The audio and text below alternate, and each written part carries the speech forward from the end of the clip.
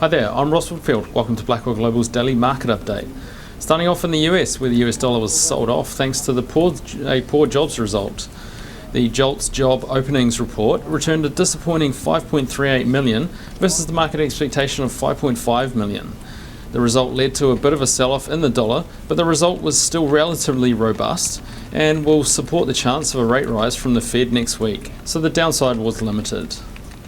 Moving on now to oil, and it was the big talking point of the day after hitting a fresh 6-year low. WTI crude light for December delivery traded as low as $36.62 a barrel, a price not seen for the commodity since early 2009. The selling began at the start of the US trading session after the EIA cut their 2015 demand growth forecast by 40,000 barrels per day.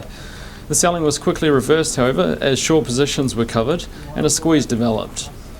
Oil found further bids as the API data showed a draw on reserves of 1.9 million barrels, which was a bit of a surprise.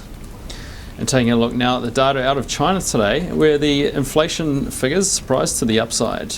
Chinese CPI figures for November came in at 1.5% year on year, slightly higher than the 1.4% the market was anticipating.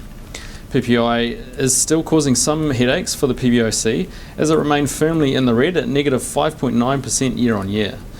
The poor PPI result is likely to feed through to consumer inflation eventually, and this may force the PBOC into further action if necessary.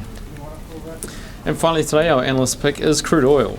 The commodity has been under pressure but is rejected strongly after touching the new low. And it now sits above a solid level of support at $37.60 a barrel. From here, we're likely to see a retracement further higher. They could find resistance just shy of the $40 mark. That's all we have time for today. For Blackwell Global, I'm Ross Woodfield. Thanks for watching.